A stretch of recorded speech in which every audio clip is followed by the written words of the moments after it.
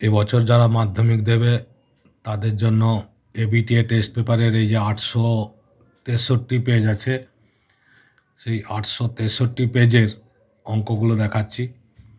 কিছু অঙ্ক আগে দিয়েছি, এরপরে 8 থেকে আজকে দেখাচ্ছি। আশা করছি তোমরা বুঝতে পারছো, ভালো লাগছে। তাহলে লাইক, কমেন্ট, শেয়ার, সাবস্ক্রাইব করে রাখো, অল বটমে ক্লিক করো, তাহলে সমস্ত ভিডিও পাবে।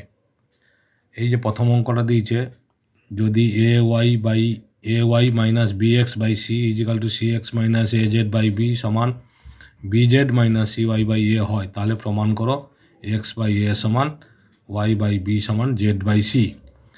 এই ক্ষেত্রে কী করব, এই অঙ্কটা যে দেওয়া আছে A Y minus B X by C C x minus A Z by B সমান B Z minus C Y by a. এই যে অঙ্কটা নিচে সি আছে, তো তাহলে এটাকে সি দিয়ে গুণ করো। সি দিয়ে প্রথমে উপরে নিচে গুণ করবো, তাহলে কী হবে A C Y minus B C X by C square. এটাকে বি দিয়ে গুণ করব, তাহলে কী হবে B C x minus A B Z by B square. A B Z minus, এটা এ দিয়ে গুণ করব, A B Z minus A C Y by A square. তাহলে একটা নোট দেবো কি, সি প্রথমে সি, তারপরে বি, তারপরে এ দিয়ে গুণ করে, ঠিক আছে। এবার এই যে সংখ্যাটা হলো, এটাকে আমরা কী করব, একটা সংযোজন প্রক্রিয়া করব। সংযোজন প্রক্রিয়াটা কি, উপরের সমস্তগুলো যোগ হবে, নিচের সমস্তগুলো যোগ হবে। তাহলে কি হচ্ছে A C Y minus B C X plus, এই যে সংযোজন মানে সব যোগ, B C x minus A B Z plus A B Z minus A C Y by, নিচে তিনটে যোগ হবে, তার মানে A square plus B square plus C square.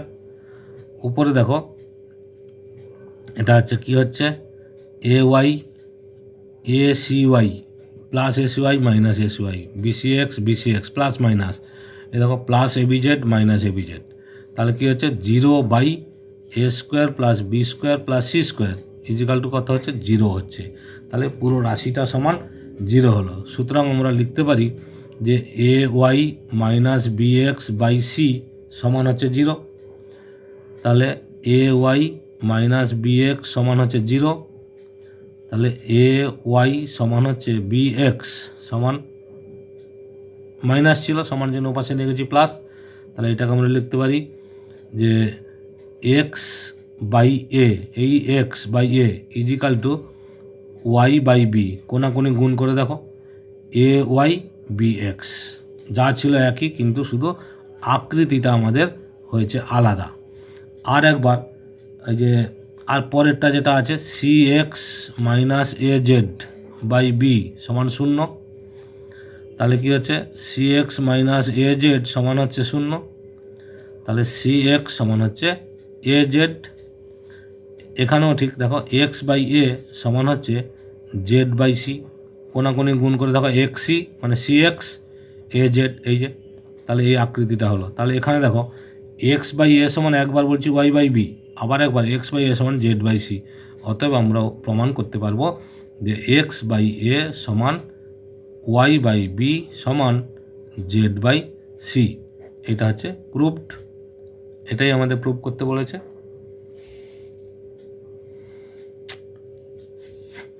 এই দেখো a Y minus B x সমান 0, তাহলে এ ওয়াই সমান মাইনাস বি এক্স ছিল সমান b x plus b x হয়ে গেল। এইটাকে আমরা সাজিয়ে লিখেছি এক্স বাই এ, প্রমাণটা যেহেতু ওইভাবেই বলেছে এক্স বাই এ সমান হচ্ছে ওয়াই বাই বি, কোনাকুনি গুণ করে দেখলে কী হয় এ ওয়াই বি এক্স। এই দেখো এ ওয়াই বি এক্স, শুধু আকৃতিটা আলাদা।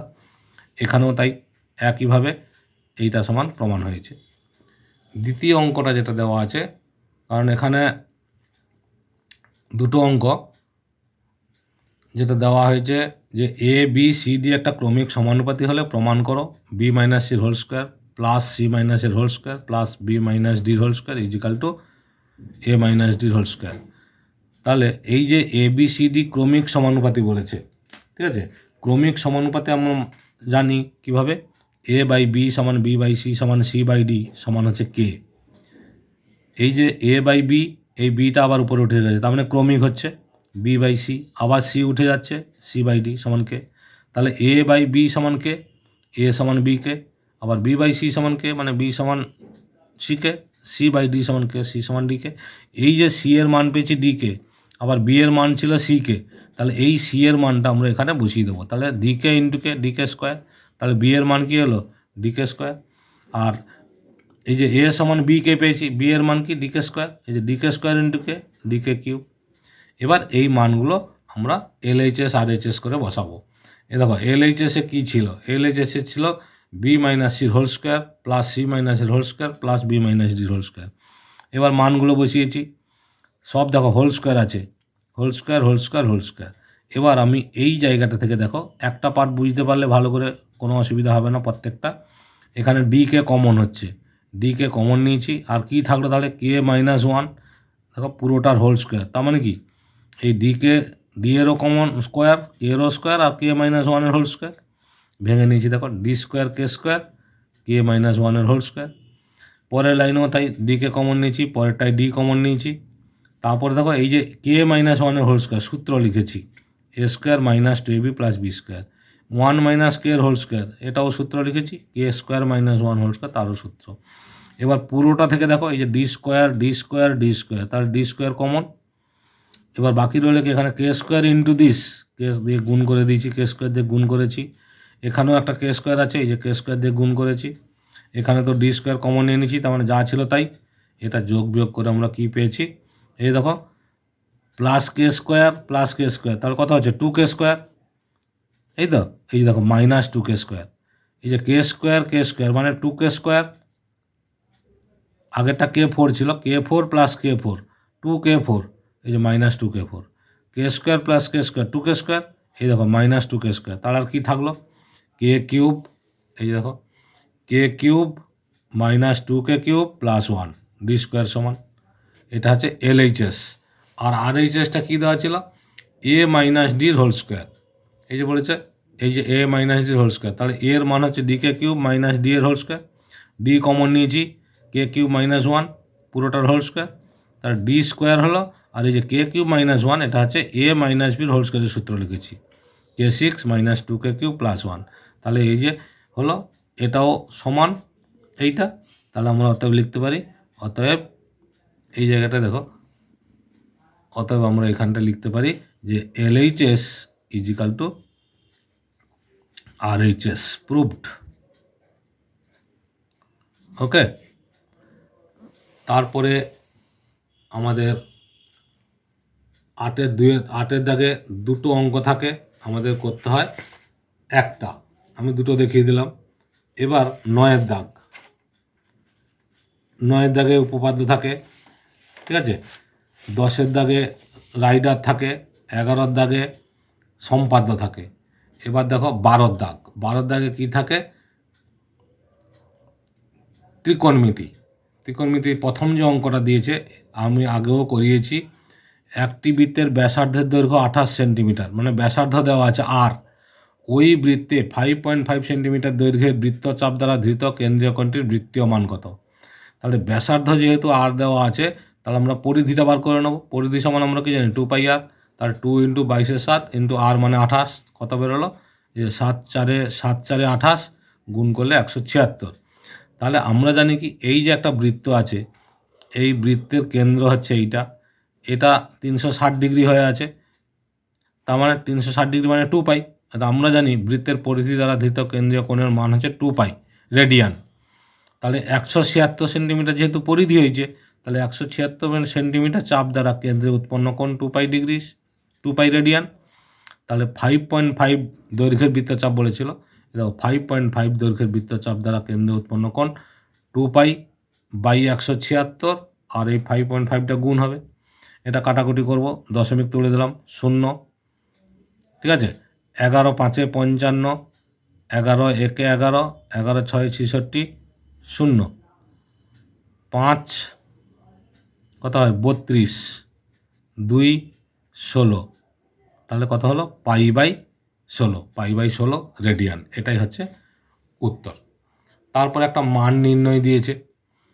মান নির্ণয়টা যে দিয়েছে তাতে কি প্রমাণ করতে বলেছে, ট্যান স্কোয়ার পাই/4 সাইন পাই/3 ট্যান পাই/6 ট্যান স্কোয়ার পাই/3, তার মানে সব হচ্ছে ইন্টু ইন্টু ইন্টু, সব গুণ আছে। এবার এই যে পাই/3, পাই মানে এখানে হচ্ছে পাই মানে 180 ডিগ্রি, 80 ডিগ্রি। এই 180কে 4 দিয়ে ভাগ করবো, 180কে 3 দিয়ে ভাগ করবো, 180কে 6 দিয়ে, 180কে 3 দিয়ে ভাগ করবো। 4 দিয়ে ভাগ করলে দেখো 45 ডিগ্রি, 3 দিয়ে ভাগ করলে 60 ডিগ্রি, 6 দিয়ে ভাগ করলে 30 ডিগ্রি, আর 3 দিয়ে ভাগ করলে 60 ডিগ্রি। এবার এর মান বসিয়েছি। ট্যান স্কোয়ার 45 মানে 1 স্কোয়ার, সাইন 60 ডিগ্রি মানে √3/2, ট্যান 30 মানে 1/√3, আর ট্যান স্কোয়ার 60 মানে √3 হোল স্কোয়ার। তাহলে দেখো √3 কেটে গেল, √3 এর হোল স্কোয়ার মানে 3 হয়, তাহলে কি থাকলো 1 এর হোল স্কোয়ার মানে 1, এটা হচ্ছে 1/2 আর হচ্ছে 3 সমান 3/2। দেখো গুণ করো, 3/2 সমান 3/2, সহজেই প্রুভ হয়ে গেল। এটা একটা 3 নম্বরের অঙ্ক থাকে। তাহলে ত্রিকোণমিতি 3টে থাকে, আমাদের দুটো করতে হয়। এটা হচ্ছে দুটো, এটা হচ্ছে 3 নম্বর অঙ্ক। এই যে 3 নম্বর অঙ্কটা কি বলেছে দেখো, 3 নম্বর অঙ্কটা বলেছে যে যদি সাইন থিটা/x সমান কস থিটা/y হয় তবে প্রমাণ করো এই জিনিসটা। তাহলে এইটাকে আমরা লিখতে পারি সাইন থিটা/কস থিটা সমান x/y, কোনাকুনি গুণ করে দেখো, এই যে x cos থিটা এটাই তো ছিল, x cos theta y sin theta. আমাদের দেখো x cos theta y sin theta, কিন্তু আমার আকৃতিটা জাস্ট চেঞ্জ কেন করেছি, সাইন থিটা/কস থিটা মানে হচ্ছে আমরা কি পাবো, ট্যান থিটা। ট্যান থিটা সমান x/y। এবার দেখো একটা সমকোণী ত্রিভুজ যদি আঁকি আমরা, সমকোণী ত্রিভুজ এ বি সি, ট্যান মানে লম্ব বাই ভূমি, অর্থাৎ এটা এক্স হলে এটা ওয়াই। তাহলে আমরা অতিভুজের স্কোয়ার সমান কি জানি, সি মানে বিসি স্কোয়ার সমান হচ্ছে লম্ব স্কোয়ার প্লাস ভূমি স্কোয়ার।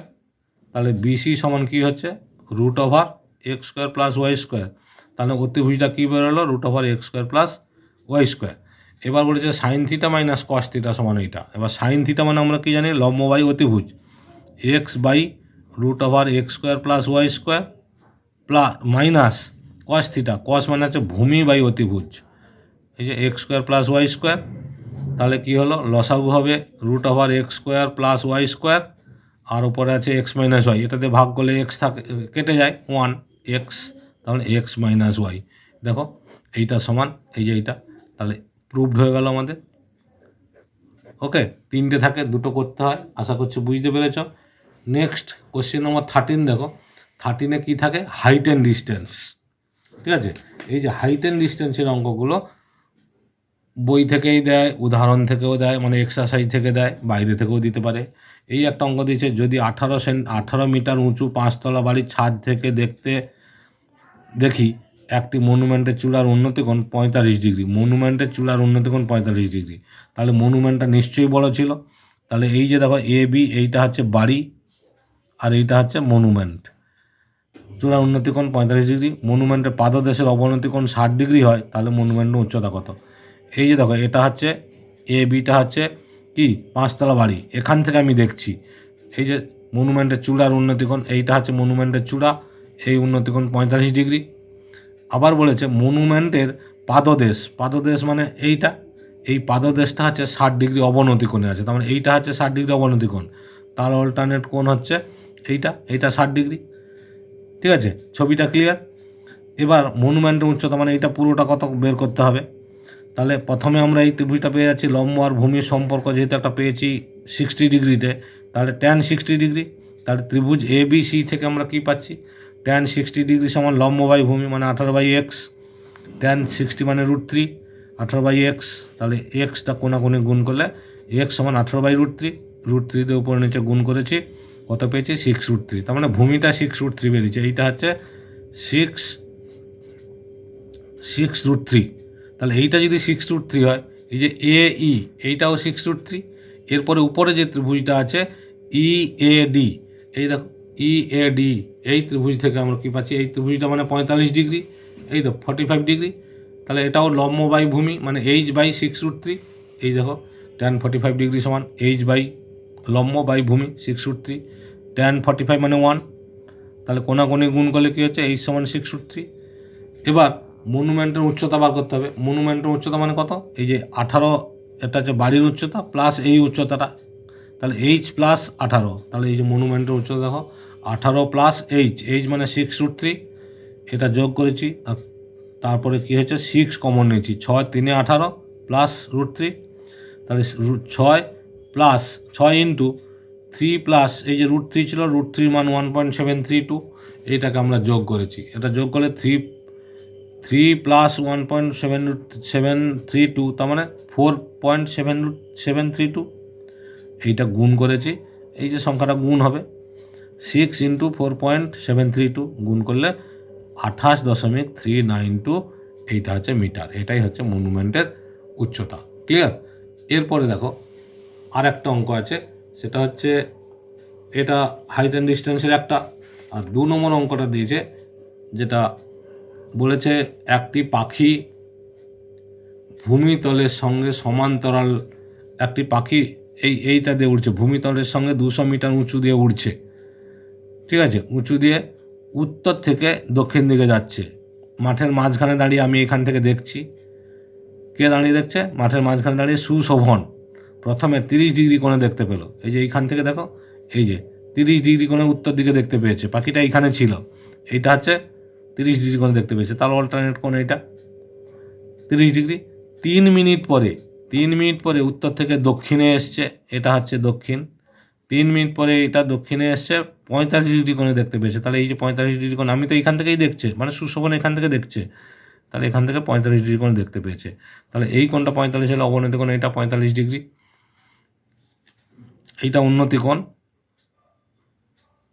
আচ্ছা, এবার তাহলে এই দূরত্বটা মোট উত্তর থেকে দক্ষিণে গেছে, আমি এই দূরত্বটাকে এটাকে এক্স ধরেছি আর এটা ওয়াই ধরেছি, মানে CD হচ্ছে এক্স আর DB হচ্ছে ওয়াই। তাহলে দুটো ত্রিভুজ এখানে, এই যে একটা ত্রিভুজ দেখো, লম্বটা হচ্ছে 200 মিটার, কেন 200 মিটার উঁচু দিয়ে পাখিটা সমান্তরালে উড়ছে ভূমির সঙ্গে, ঠিক আছে।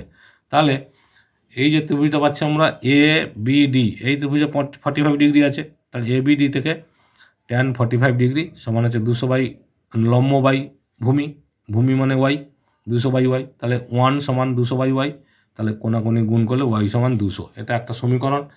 আবার এ পাশের ত্রিভুজটা, এই ত্রিভুজটা কী ছিল, ADC 30 ডিগ্রি, তাহলে আবার ঠিক এটা এখানেও লম্ব বাই ভূমি, এই দেখো tan 30 ডিগ্রি, ঠিক আছে, এই যে ADC থেকে tan 30 ডিগ্রি সমান লম্ব বাই ভূমি 200 আর ভূমি হচ্ছে এক্স, tan 30 মান 1/√3, তাহলে কত হলো, কোনাকুনি গুণ করলে এক্স ইন্টু 1 মানে এক্স সমান 200√3। তাহলে মোট দূরত্ব মানে কি, সে এক্স প্লাস ওয়াই, এই যে দূরত্বটা কাছে এক্স প্লাস ওয়াই মোট দূরত্ব, এই দেখো মোট দূরত্ব আমি যোগ করে নিয়েছি, একটা 200 প্লাস 200√3, এইটা 200 কমন নিয়েছি, তাহলে 1 প্লাস √3, 200 ইন্টু 1 প্লাস 1.732 মান, তাহলে এটা কত হচ্ছে 2.732, গুণ করলাম 546.4, ঠিক আছে, এত মিটার গেছে। এইটা কত মিনিটে গেছে, 3 মিনিটে গেছে। তাহলে এবার আমি ঐকিক নিয়মে অঙ্কটাকে করে নিয়েছি, দেখো যে 3 মিনিটে যায় 546.4 মিটার, 1 মিনিটে যায় এই যে বাই 3 হয়েছে, 60 মিনিটে যায় ইন্টু 60, এইটা কাটাকুটি করার পরে গুণ করতে হয়েছে কত, 10,928 মিটার, কিন্তু উত্তরটা গতিবেগ ঘন্টায় চেয়েছে, এত মিটার আছে তাই এটাকে কিলোমিটার করে নিয়েছে, মানে কি 1000 দিয়ে ভাগ, তার মানে 3টে সংখ্যার পরে দশমিক, এই যে 3টে সংখ্যার পরে 10.928, এটাকে অ্যাপ্রক্সিমেট ধরলে 11 কিলোমিটার পার আওয়ার উত্তর হবে। এটাই হচ্ছে অঙ্কটা। আশা করছি বুঝতে পেরেছ, ভালো লেগেছে, তাহলে অবশ্যই সাবস্ক্রাইব করো।